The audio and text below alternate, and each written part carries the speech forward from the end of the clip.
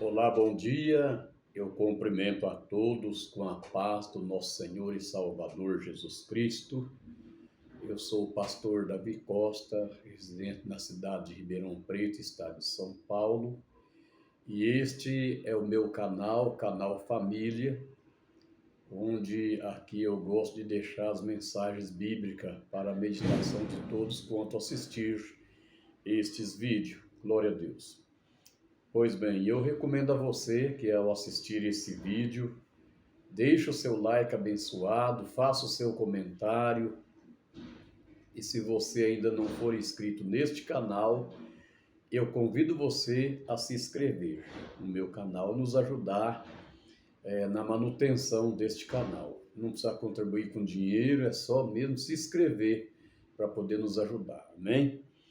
Nós estamos estudando o segundo trimestre da Betel Dominical, tá? E nos traz o título Mordomia Cristã, a gratidão e fidelidade na administração dos recursos que Deus nos confiou. É a Betel Dominical, que é a qual nós estamos estudando, segundo trimestre. E nesta pré-aula, nós estamos com a lição número 3, que é a qual será ministrada no dia 20 de abril, no próximo domingo, e nos traz aqui o título Participando com consciência e alegria da manutenção do serviço. Eu quero deixar aqui somente uma pré-aula somente do tópico 1, para que esse vídeo não fique tão extenso, tá? Só do tópico 1, a gente faz a introdução e o tópico 1, amém? Glória a Deus. Bom, o nosso texto áureo diz assim: E veio todo homem a quem o seu coração moveu, e todo aquele cujo espírito voluntariamente o estimulou, e trouxeram a oferta alçada ao Senhor, para a obra da tenda da congregação, e para todo o seu serviço, e para os vestidos santos. Êxodo, capítulo 35 e versículo de número 21. A verdade aplicada, que em outras versões é verdade prática, diz: como povo de Deus, somos convocados a participar da manutenção dos locais de culto, com nossas contribuições financeiras e também o nosso trabalho. Bem explicado, né? Diz aqui a verdade aplicada. Muito bem, nós temos aqui 3 objetivos desta lição. O primeiro objetivo é reconhecer que devemos cuidar da casa de Deus. O segundo objetivo, saber que as ofertas geram bênçãos para o ofertante. E o terceiro objetivo é ressaltar que Deus honra os que o honram. Muito bem. Nós temos aqui um texto de referência que se encontra em 1 Crônica, capítulo 29, versículo 3, 4, 5 e 6. Eu quero pedir para você ler este texto aí na sua casa, no seu momento de leitura devocional. Amém? Muito bem. Nós temos aqui uma introdução. Queridos, eu gosto sempre de falar sobre a introdução, que a introdução, nós não precisamos fazer grandes comentários dentro da introdução, porque a introdução, ela é um ato de introduzir, né? Ao lermos a introdução, nós já nos preparamos para se adentrar dentro do assunto que a qual está sendo abordado nesta lição, né? A introdução, ela significa preparação.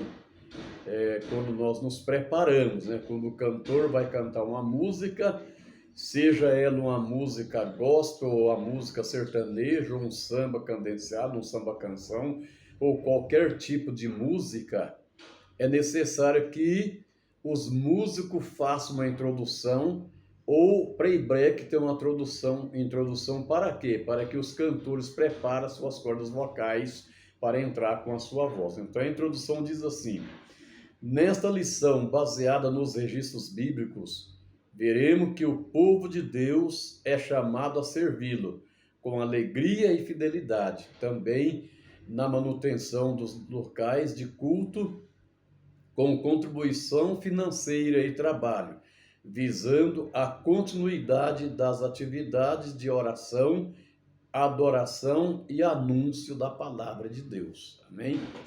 Muito bem, então observamos que além de nós contribuirmos, nós também temos que zelar da casa de Deus, né, com as nossas contribuições financeiras e também com o nosso trabalho, né?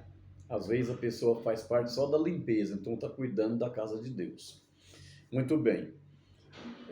O comentário que antecipa aqui o ponto 1 do tópico 1 diz assim: a construção do tabernáculo, né? Observamos que aqui nós possamos alcançar que sempre foi do propósito de Deus se relacionar com o seu povo. Deus sempre teve um propósito de ter um relacionamento com o seu povo, né? E observamos que no livro do Êxodo, nós vemos que o Senhor Deus ordenou que fosse feito o tabernáculo, e quando ele ordenou a fazer esse tabernáculo, ele também declarou que ele habitaria no meio deles. Esse tabernáculo foi feito para que Deus pudesse habitar no meio do seu povo, né? E a nuvem cobriu o tabernáculo durante o dia, e o fogo estava sobre ele de noite, e a glória do Senhor enchia a casa, a tenda da congregação, ali em Êxodo 40, 34 ao 38. Muito bem, vamos lá para o ponto 1 do tópico 1, fala sobre onde a glória de Deus se manifesta. Deus é onisciente, Deus é onipresente, Deus está em todos os lugares. E muitos cristãos nos dias de hoje acham que não é preciso estar na igreja, estar no templo, né, reunido para que a glória de Deus seja manifesta. Claro que se eu começar a orar, começar a buscar a presença de Deus aqui na minha casa, Deus vai também manifestar a sua glória aqui, né? Mas o lugar onde Deus manifestava a sua glória no tempo dos Velho Testamento era lá no tabernáculo. Então aqui, antes de o tabernáculo ser erguido, Moisés encontrava com o Senhor na tenda da congregação, que era armada fora do arraial. Então ali Moisés encontrava com ele lá na tenda da congregação. Esta tenda da congregação, ela era armada fora de onde estava a multidão acampada, né? E ali Deus manifestava a sua glória. E o tabernáculo ele foi erguido em pleno deserto para ser o local onde o povo desfrutaria de comunhão com Deus, porque Deus desejava viver entre eles. Deus desejava estar entre eles. Então, nesse tabernáculo, era um lugar onde todo o povo, né, poderia viver em comunhão com o nosso Deus. Então, todo o povo, porque a glória de Deus se manifestava de modo sublime naquele lugar. Aonde? No tabernáculo, onde o povo se reunia. Então, Deus nos criou para a sua glória. Isaías 43, versículo 7. E o tabernáculo passou a ser o símbolo da sua presença entre o povo. Êxodo 29, 43 ao 46. E diante daquele esplendor, os israelitas ofertavam com alegria, ofertando até mais do que o necessário para a construção do tabernáculo. Olha que coisa interessante, né? O povo contribuía com alegria e contribuía até mais do necessário para a construção do tabernáculo. Por isso, Paulo nos deixou escrito para nós contribuir, não com tristeza nem por necessidade, mas contribuir com alegria, porque Deus ama o que contribui com alegria. Contribui de acordo com o propósito do seu coração, com Deus propôs no seu coração. Amém? Glória a Deus. Muito bem. Vamos para o ponto 2 do tópico 1. O ponto 2 do tópico 1 fala sobre as ofertas voluntárias, né? Para que nós observamos que as ofertas, ela não é obrigatoriamente, mas é uma oferta voluntária. Deus toca no nosso coração e nós voluntariamente damos a nossa oferta para a manutenção da obra de Deus, né? Aqui diz: a fé cristã, ela implica em obediência a Deus em todas as áreas das nossas vidas.